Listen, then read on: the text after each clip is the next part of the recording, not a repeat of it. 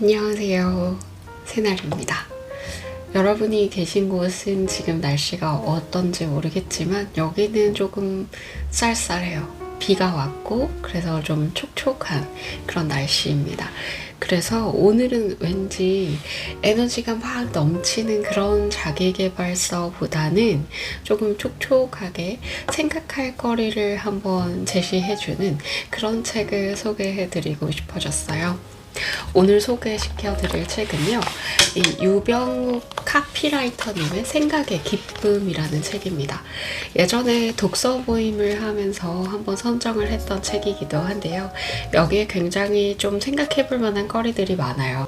오늘은 그 중에서 깊게 파려면 넓게 파야 한다라는 그런 파트를 읽어드리려고 합니다.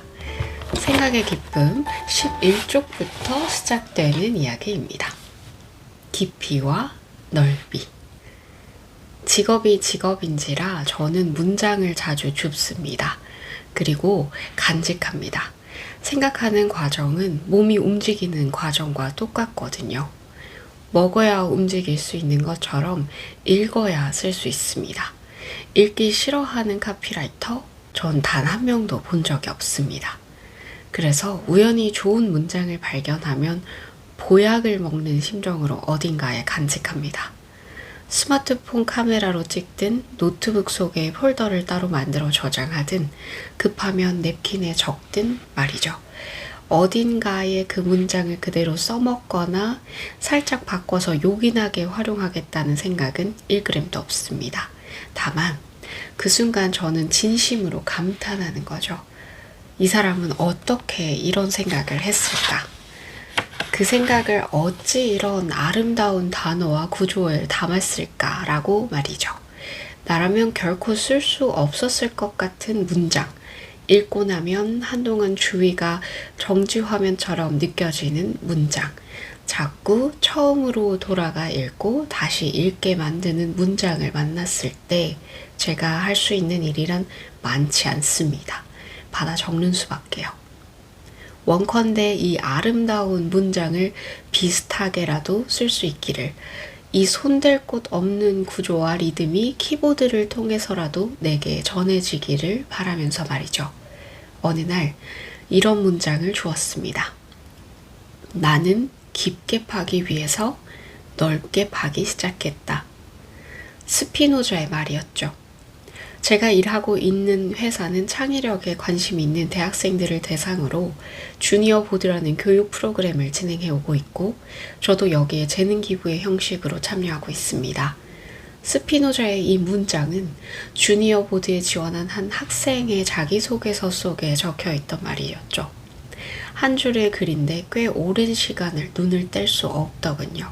이런 게 좋은 문장의 마력 같습니다. 속으로 수십 번 생각했지만 명확하게 정리할 수는 없었던 어떤 생각의 덩어리에 한 줄의 문장이 통과하는 순간 모든 것이 분명해지는 거죠. 더 좋은 생각을 하고 싶은 사람들에게 깊이는 정말 중요한 단어일 겁니다. 깊이 있는 생각은 문제를 해결하고, 깊이 있는 연주는 그걸 알아보는 일을 전율하게 하고, 깊이 있는 문장은 잠시 책을 덮고 호흡을 가다듬게 하죠. 언뜻 드러나는 누군가의 깊이는 그 사람을 달라 보이게 합니다. 그래서일까요? 우리는 대체로 남들의 깊이를 부러워합니다.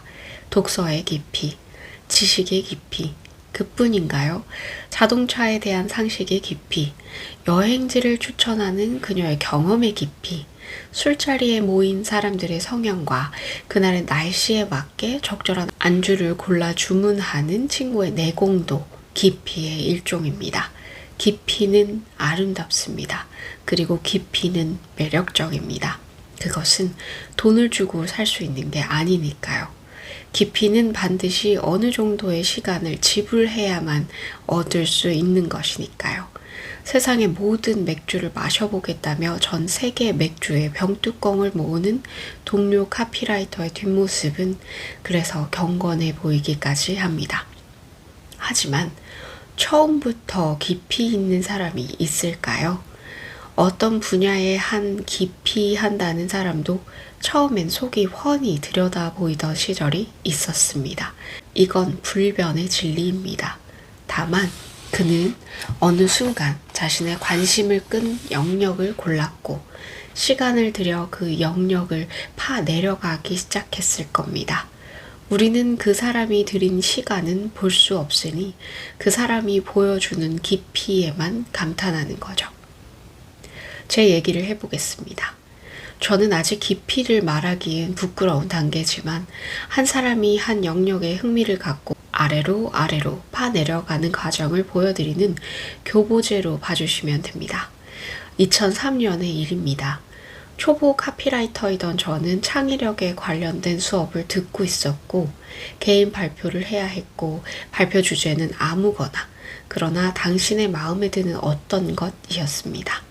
상당히 무책임한 주제 아닌가요?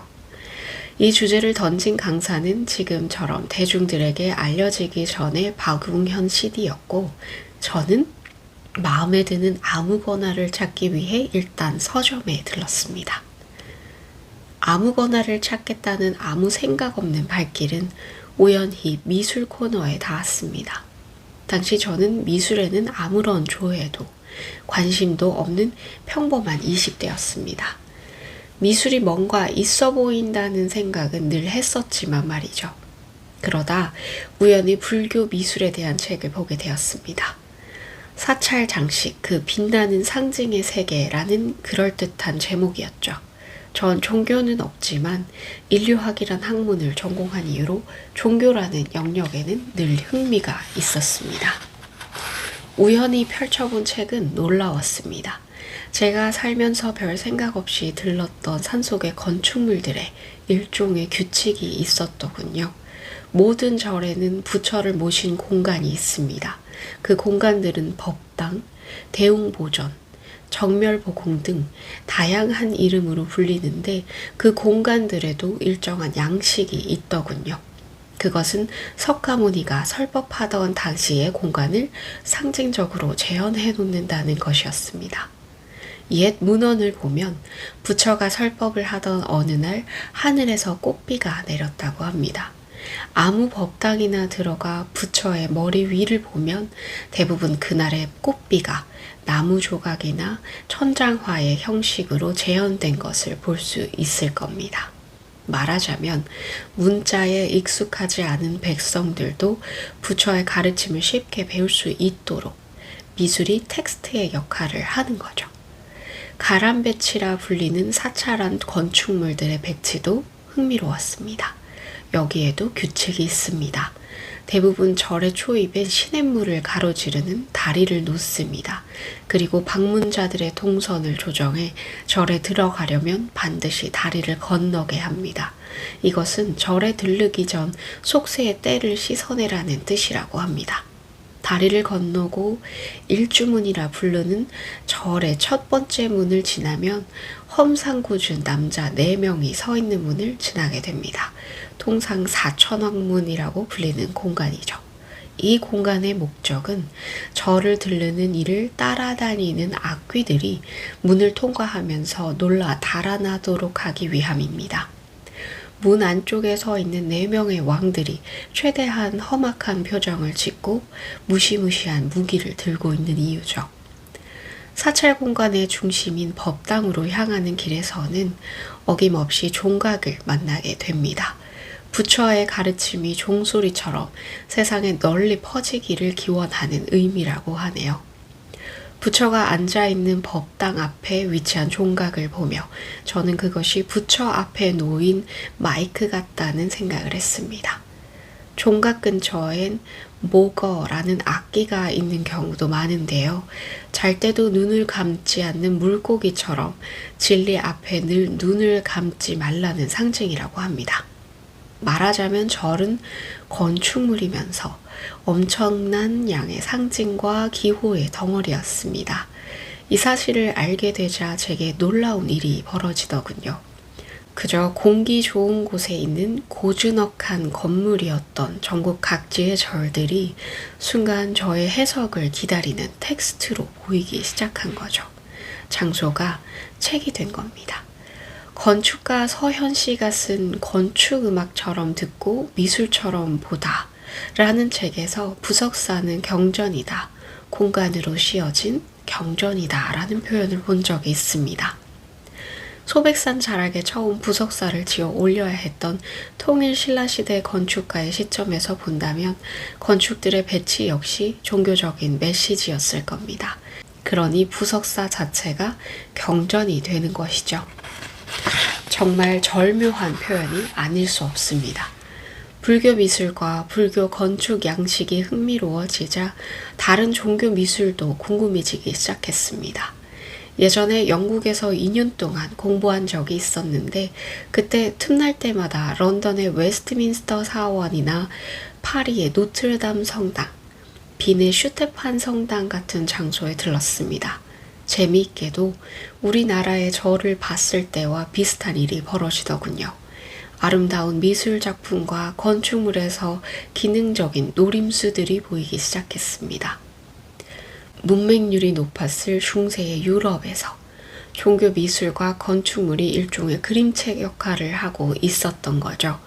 성당 주위의 조각상이나 스테인드 글라스가 실은 글을 몰라도 이해할 수 있도록 직관적인 형태로 변형된 성경의 텍스트였던 겁니다. 말하자면 20몇 해를 온통 텍스트 중심으로 살던 사람에게 건축과 미술 쪽의 문이 열린 셈입니다. 첫 번째 문을 여는 것이 어렵지 그 다음 문을 열기는 훨씬 쉽더군요. 미술에 흥미가 생기자 미술관이 재밌어졌습니다. 그림에 대한 관심도 조금씩 달라지는 게 느껴졌습니다. 쉽고 직관적인 르네상스 시대의 그림에서부터 시작해서 인상파로, 현대미술로 자연스럽게 관심이 넘어가더군요. 이 과정을 일명 생각의 땅파기라 불러보겠습니다. 과연 서점에서 종교 미술에 대한 책을 열던 그 시절에 제가 이 영역의 땅을 깊이 파고 들어가리라 예측할 수 있었을까요? 전혀 그렇지 않았습니다. 외려 생각의 땅 파기엔 아름다운 기억만 있는 건 아니었죠.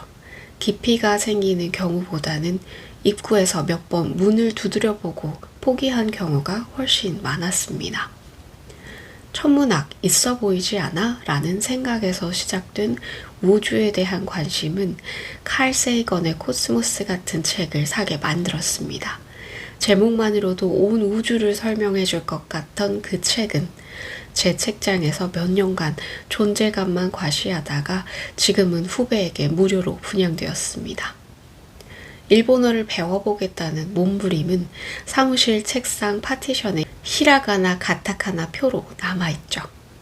한때는 저 글자들을 다 읽고 쓸 수 있었는데 지금은 그 지식들이 깨끗이 사라져 버렸네요.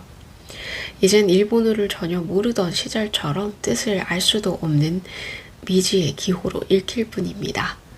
땅을 판다고 다 깊게 들어가지지 않고 잠시 파고 들어갔다 싶은 땅도 다시 쉽게 메워지는 거죠. 그러니 어쩌라는 걸까요? 생각의 땅 파기는 어차피 복불복이니 아예 시도조차 하지 말라는 걸까요? 아니요, 그 반대입니다. 어디가 깊게 들어갈 땅인지 모르니 일단 어느 곳이든 파보라는 겁니다.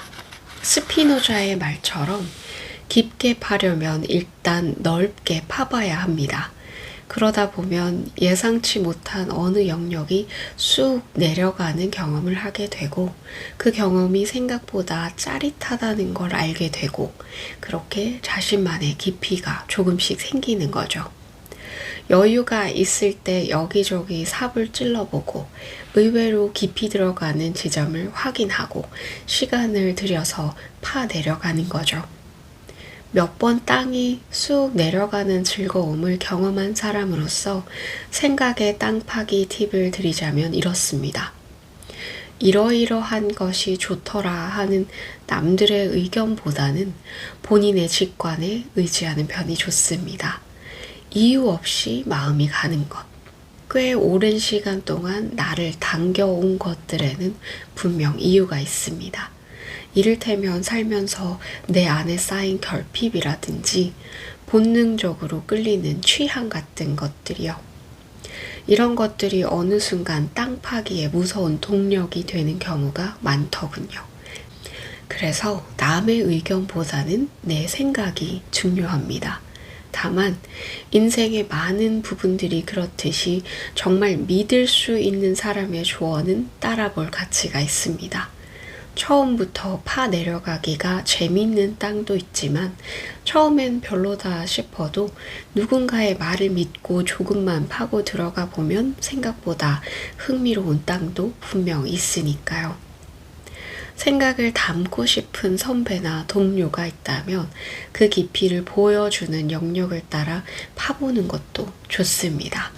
세상을 보는 관이 비슷하다면 생각하는 방식도 흥미를 느끼는 부분도 비슷할 테니까요. 깊이는 그렇게 넓이에서 시작됩니다. 그리고 행여 깊이가 생기지 않는다고 해도 어떤가요? 어쩌면 얕게 파고 들어간 땅이 아주 많은 것도 또 다른 방식의 깊이이자 대단한 매력이 아닐까요? 무엇이든 물어보면 척척 대답해 주던, 하지만 그 말이 사실인지는 결코 알 수 없었던 막내 삼촌이 거부할 수 없는 매력을 가진 것처럼 말이죠. 어떻게 들으셨나요? 제가 이 한 파트를 온전히 다 읽어드리다 보니까 평소의 영상보다는 조금 길이가 길어졌네요. 그래도 이 이야기가 좀 더 재미있게 와닿으셨으면 좋겠습니다. 저는 참 이 이야기를 좋아하는데요. 사실 다양한 분야, 여러 분야를 파보기를 참 좋아해요. 왜냐하면 그때그때 관심 가는 부분들이 정말 다르기 때문이죠. 그런데 그 부분을 잠깐 관심을 가졌다가 금방 관두기도 해요. 그러면서 나는 왜 이렇게 끈기가 없지? 이렇게 생각을 할 때가 많았었는데요. 이 책에서 나오는 이 깊이 파기 위해서는 넓게 파야 된다는 이 이야기를 들으면서 왠지 위로를 받는 느낌도 들었습니다. 내가 나만의 깊이를 파기 위해서 이렇게 다양한 분야에 걸쳐서 관심을 가지고 있구나. 내가 깊이를 가지려는 과정이구나 라고 생각을 하게 되었어요.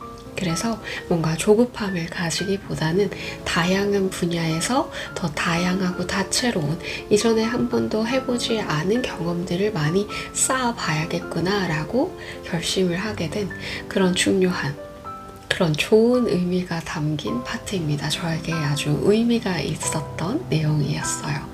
그래서 이렇게 천천히 전체를 다 한번 읽어드렸었는데요.